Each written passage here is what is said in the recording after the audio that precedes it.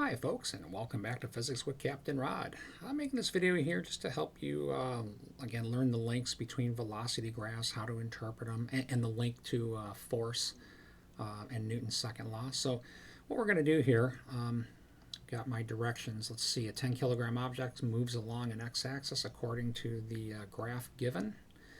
We're going to be assuming at x equals 0, or at t equals 0, x is 0. So here's my picture of the object. Doesn't matter what the shape is. So we're going to imagine this object moving along this axis according to the graph.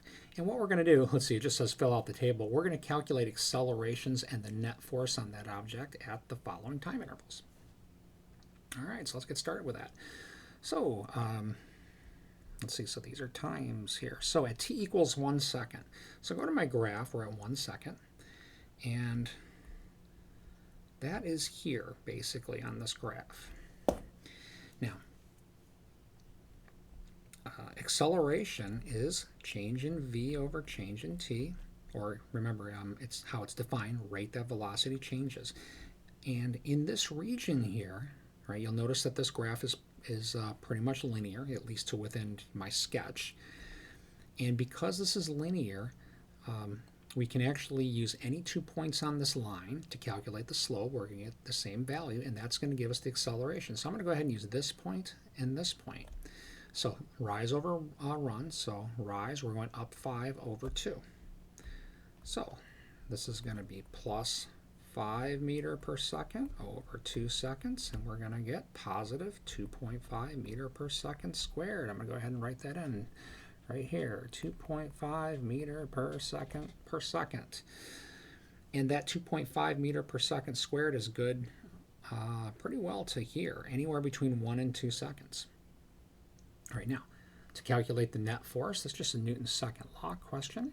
So the net force acting on that object has to equal the mass, 10 kilograms, times our acceleration of 2.5. Put the units over here, meter per second squared, and we get 25 out of this. Now, 25 what? Well, you can always take units at face value, meaning we could write it as 25 kilogram meter per second squared. But it's a little shorter to just do what a kilogram meter per second squared is, and that's called a Newton, so 25 newtons of force.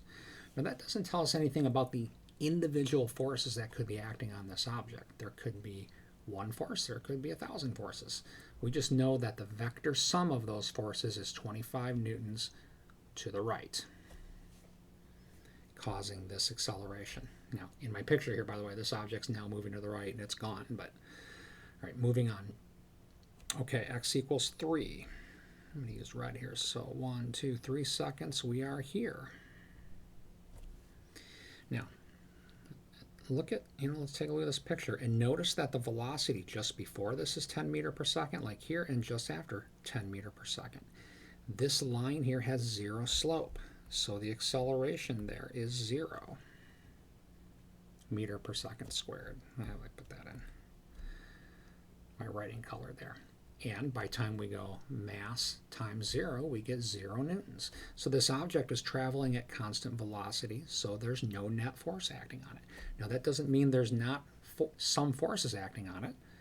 It just means that whatever combination of forces are acting on it, the net force is 0, and that is true anywhere along this path. So the object still continues to move to the right at a constant 10 meters per second. Okay, let's see, t equals 7 seconds. So 5, 6, 7, we are here on the graph. Now notice when we kind of look at this region how when we go from here to here, the velocity is increasing. So we are in fact accelerating. Now, acceleration, again, it's delta v over delta t, which on a velocity versus time graph is slope. Now, this is a nice straight line, so we can pick any 2 points we want on the line to find the acceleration. I'm going to use this one and this one. And I like to do this kind of quick. So we can go rise. Let's see, that's up 5 and then over 3. So we're up 5 meters per second over 3 seconds. And I think that's going to come out to be about 2.67 meters per second per second. 2 and 2/3, yep. So about 2.67 meter per second squared. That number came out positive, meaning that the acceleration is to the right, because we're calling right positive. Okay, by Newton's second law, and I'm not even going to bother writing this out, it's going to be the same mass times that acceleration. That's going to give us 26.7 newtons, again positive. These numbers all positive, and again, the positive signs, all of them mean to the right. Let's see, 10 seconds. So on our graph, we are now here. Now notice in this region, look at just before the left dot and just after the red dot. Sorry if you can hear my computer in the background, but the velocity is 16 meters per second before and after. There's no delta V or no change in velocity in this region, so there's no acceleration. Another way to say that, the slope of this in this area here is 0. So again, there's no acceleration. So, whoops. 0 acceleration and 0 net force acting on it. And again, that does not mean there's not forces acting on it. It just means that whatever forces are acting on it, the net force is 0. They add to 0. And 12.5 seconds. So 10, 11, 12.5. It's like halfway between here and here. So yeah, maybe something like this. Oops. Now, I know that this is not perfectly straight. I am going to treat it as such. It's straight enough to just approximate as straight. And now, when we use this point and this point, again, I like to think of it as like rise over run. We're going down 16 meter per second and over 1 second. So when we calculate our slope, that's minus 16 meter per second divided by 1 second, or in other words, an acceleration of minus 16 meter per second squared. So I'm going to put this in my table.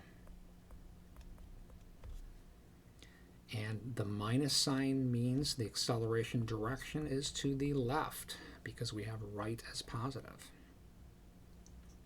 And then the net force, when we do 10 times that acceleration, we get 160 newtons. And again, this minus sign means left.